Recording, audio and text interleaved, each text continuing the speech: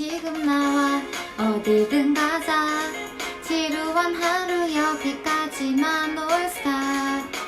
작은 가방 운동화 챙겨 더서 크게 라디오를 높이고 코발트 블루 물결 눈부신 바다 달빛 가득 묵 작은 섬 야경이 눈부신 도시는 어때?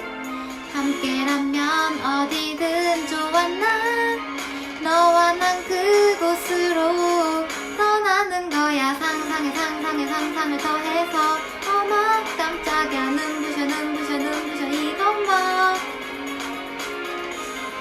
소리치며 하늘이 내게로 와. 가볼래. 상상의 미래로 가볼까. 바람을 타고 새로운 눈빛이 가슴이 붕붕붕 발견했어. 둘만의 패러다이스.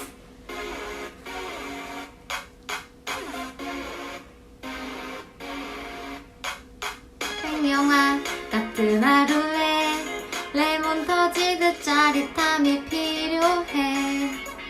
지금 당장 널 데리러 갈게. 꿈꿔오던 사진 속 그곳으로 민트 그린빛 바람 가득한 숲속 달콤한 향기의 칵테일 지도를 벗어나 티켓 투 더 드림. 함께라면 어디든 좋아. 난 너와 난 그곳으로 떠나는 거야. 상상에 더해서 어머 깜짝이야. 눈부셔 이것만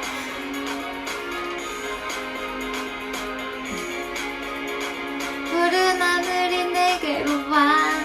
날아가 볼래. 상상의 미래로 가볼까. 바람을 타고 새로운 눈빛이 가슴이 붕붕붕 발견했어.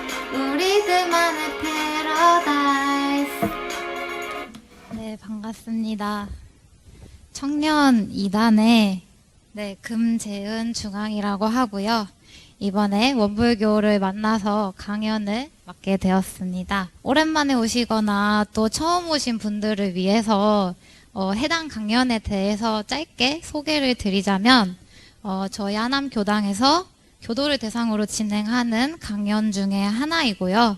말 그대로 어떻게 원불교를 만나서 어떻게 교도가 되었고 그로 인해 저의 삶과 인생이 어떻게 바뀌었는지를 얘기하는 자리입니다. 그럼 자기소개를 드리도록 하겠습니다. 저의 본명은 금정빈이고요. 본명은 금재은입니다. 올해 27살이고 고향은 부산입니다. 현재 IT 회사에서 BA 업무를 맡고 있고 교당에서는 청년 2단의 중앙과 또 원음방송 법연이라는 프로그램의 부 MC를 맡고 있습니다. 그럼 본론으로 들어가서 어떻게 원불교를 만나게 되었는지 소개드리도록 하겠습니다. 크게 원밍아웃이 뭐야? 나는야 모태신앙이라는 주제와 아나막사 입사, 나는야 원불교 교도라는 두 개의 소제목으로 말씀드렸는데요. 네, 딱딱한 형식에서 벗어나고자 고어체로 말씀드렸는데요. 오글거릴 수도 있지만 귀 기울여 들어주시면 감사하겠습니다. 먼저 원밍아웃이라는 단어에 대해 짧게 소개드리겠습니다. 원밍아웃은 이제 보시는 것처럼 커밍아웃과 원불교 교도라는 말을 합쳐서 부르는데요. 주로 원불교 교도가 주변 사람들에게 나 원불교 교도야 라고 소개할 때 사용하는 단어입니다. 저는 그런 원밍아웃이 따로 필요 없는 모태 신앙인데요. 태어남과 동시에 입교를 했기 때문에 저희 부모님이 어떻게 원불교를 만나게 되셨는지 간략히 소개를 드리겠습니다. 일단 사진에 보시면은 지금 좌측에 가운데 두 분이 저희 어머니하고 아버지이신데요. 먼저 어머니부터 설명을 드리겠습니다. 어머니는 고등학교 1학년 때 이제 숙제를 하다가 원불교를 만나게 되셨습니다. 생물 선생님께서 사람은 왜 사는가에 대한 철학적인 숙제를 여러 번 내주셨다고 해요. 그래서 숙제 해결을 위해서 친구들과 함께 불교, 천주교와 같은 종교를 방문을 하다가 원불교를 만나게 돼서 학생회 활동까지 하게 되셨다고 합니다. 이제 아버지도 비슷한데요. 고등학생 때 불교 학생회에서 활동을 하시다가 원불교로 옮긴 케이스입니다. 원불교로 옮기시게 된 계기로는 이제 기독교나 불교는 여러 종파로 나뉘잖아요. 반면 천주교나 원불교는 이제 총부와 교구 아래에서 관리가 되어서 이렇게 여러 종파로 나뉘지 않아서 눈여겨보셨다고 합니다. 또 당시 함께 활동했던 불교 학생의 친구들이 원불교로 많이 옮겨갔고 또 그중 일부는 출가를 하기도 하셨다고 합니다. 그래서 아버지도 또한 선 요가 강좌를 통해 입교하게 되셨습니다. 그렇게 저희 어머니 아버지는 원불교 익산총부 대학 선방에서 1호 커플로 이제 탄생을 하게 되셨고 그렇게 이런 가정을 이루게 되셨습니다. 그래서 저는 꼬꼬마 시절 때부터 부모님과 교당에 가는 게 일상이었는데요. 수요일, 일요일이면 부모님과 함께 부산 초량교당 마음공부방에 참여했습니다. 이제 어렸을 적이라 교무님께서 어떤 말씀을 하셨는지는 세세히 기억나지는 않지만 교당 가는 날이면 어머니, 아버지 두 분의 손을 잡고 가장 짧은 주문인 청정주를 연습하기도 하고 또 일상수행의 요법, 빈칸 퀴즈를 맞추며 교당에 갔던 게 기억에 납니다. 또 법회 후에는 30대 청년분들과 함께 호프집도 가고 볼링장도 가곤 했던 게 어렴풋이 기억이 납니다. 이제 발표를 준비하며 아버지께 이렇게 어떻게 원불교를 만나게 되셨는지에 대해서 좀 구체적으로 질문을 해보게 되었는데요. 알고 보니 아버지께서는 6년간 이제 부산교구 청년회장과 또 초량교당 청년회장 등의 역할을 하셨더라고요. 그래서 저의 유년 시절 6년 동안은 교구나 교당 행사라는 행사는 전부 참석하면서 어떻게 보면 저의 삶의 일부였던 것 같습니다. 그렇게 고등학교 1학년 때까지 저는 부산 초량교당과 강안교당 어린이 청소년 법회에 참석했습니다. 그러나 워낙 어렸을 때부터 부모님에 따라 교당에 갔던 터라 법회에 크게 흥미를 느끼지 못했고 정작 왜 교당에 가는지에 대한 그런 목적은 미처 생각해보지 않았습니다. 그렇게 대학생이 된 이후에는 자연스레 교당과 멀어졌던 것 같습니다. 20살이 되고 처음으로 이제 타지 생활과 동시에 자유를 맛보며 교당은 방학 때 부산에 내려가면 잠깐 들리는 곳이었습니다. 더군다나 1학년 때 이제 과대표로 여기저기 불러주는 곳도 많다 보니까 처음에는 쓴맛만 느껴졌던 술이 어느 순간 달게 느껴지더라고요. 그렇게 2학년 때까지 과는 물론이고 단과대학 내에서 모르는 사람 없이 학교 생활을 즐겼던 것 같습니다. 그런 제가 교당에 가는 목적과 법회에 대해 곰곰이 생각해보게 된 거는 안암교당 국제마음공부 학사와 동시에 이제 교당에서의 단회를 참여하면서부터인데요. 안암학사는 제가 대학교 4학년 무렵에 한국외대 경영학 공부를 위해 입사하게 되었습니다. 입사 당시 저는 약 2년간의 어학연수를 마치고 대학교 4학년으로 복귀하는 것이었는데요. 아무래도 졸업반이다 보니 취업을 위해서 학점도 챙겨야 해서 성적에 대한 부담감이 제 스스로 상당했습니다. 그러나 그런 제 마음과는 달리 경영학 공부가 잘 되지는 않았는데요. 그렇게 일상생활 속에서 제가 혼자 해결할 수 없는 어려움을 겪으며 자연스레 마음 공부를 시도하게 되었습니다. 경영학 공부를 하면서 느낀 어려운 점으로는 바로 팀워크였는데요. 잠깐 제 전공에 대해 설명을 드리자면 제 1전공인 인도학은 개인 중심의 과제 위주였다면 경영학은 90% 정도가 팀 중심의 과제들이었습니다.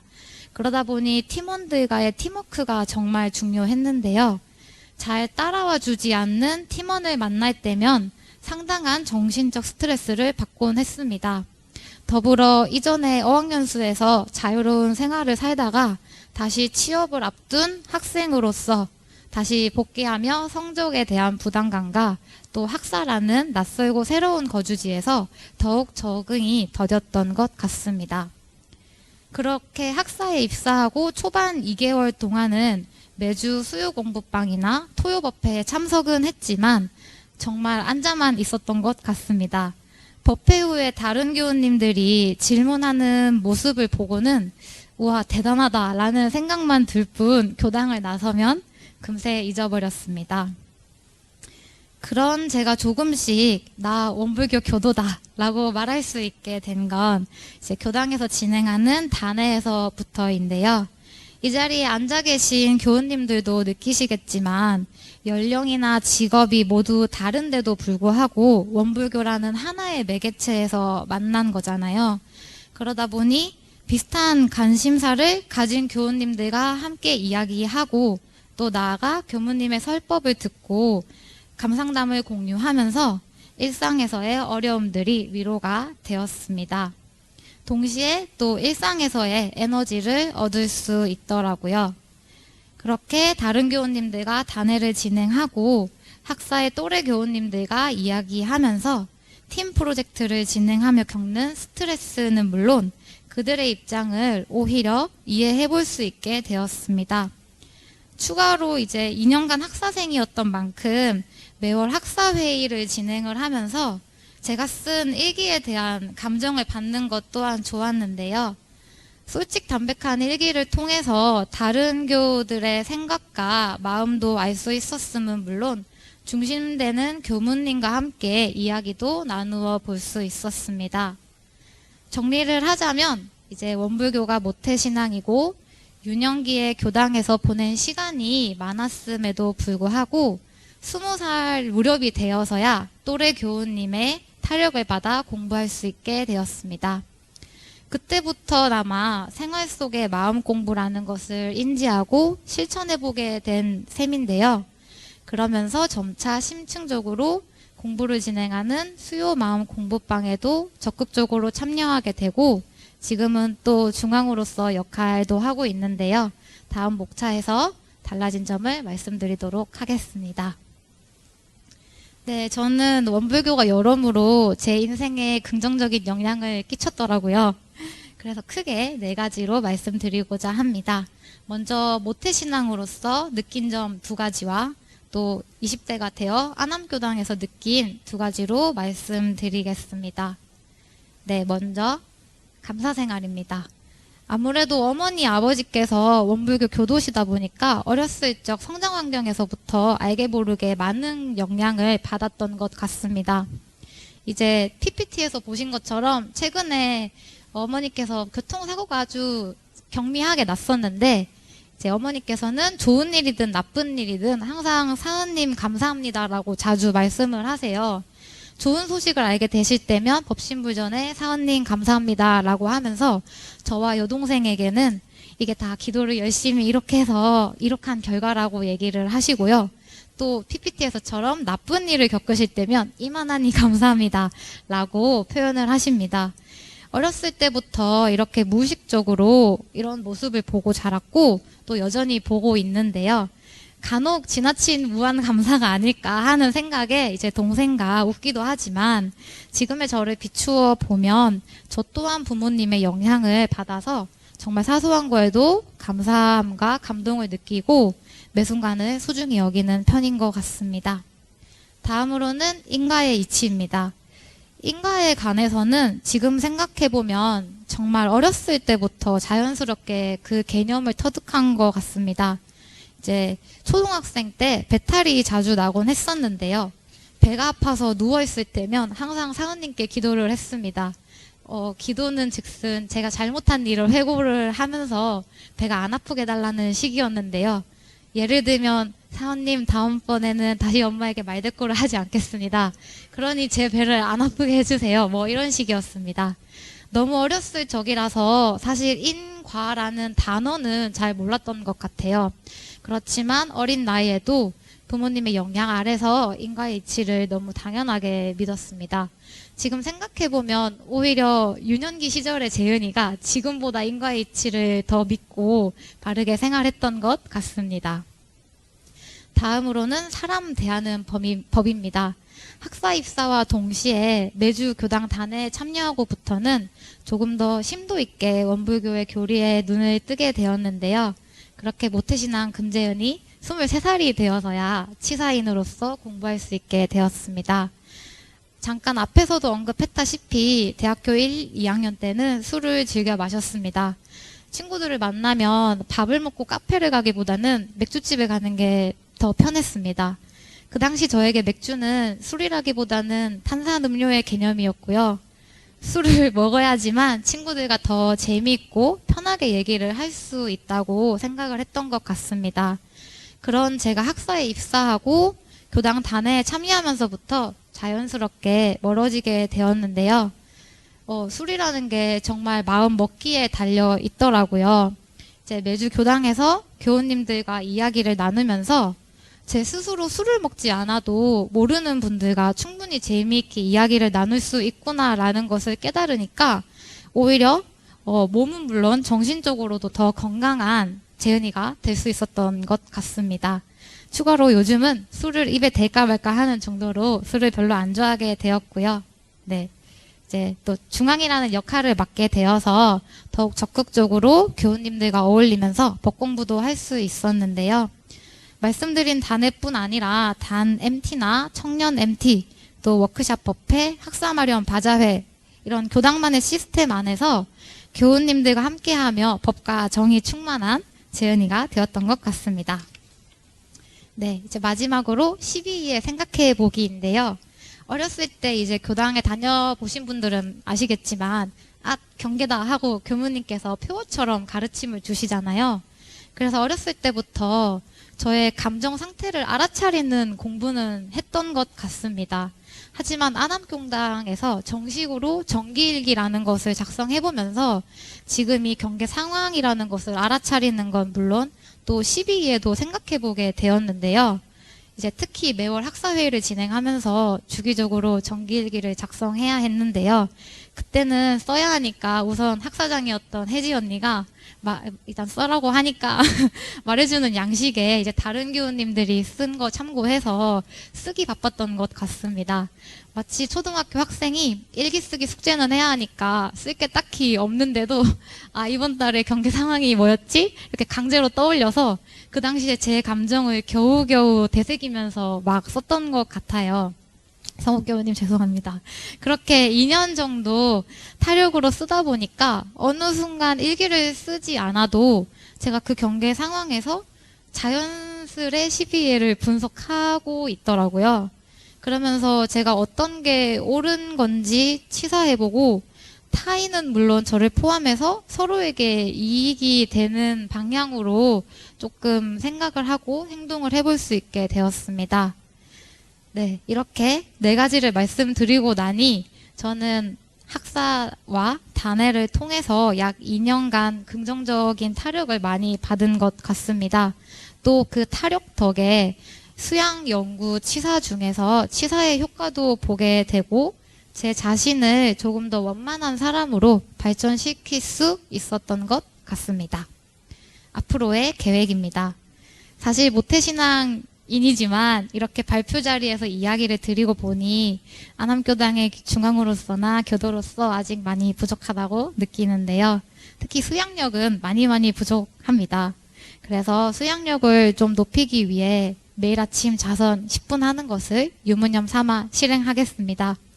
그리고 아직 원불교 전설을 한 번도 완독해본 적도 없고 사경도 일수를 세하려 보면 한 달 정도밖에 못 해봤던 것 같아요.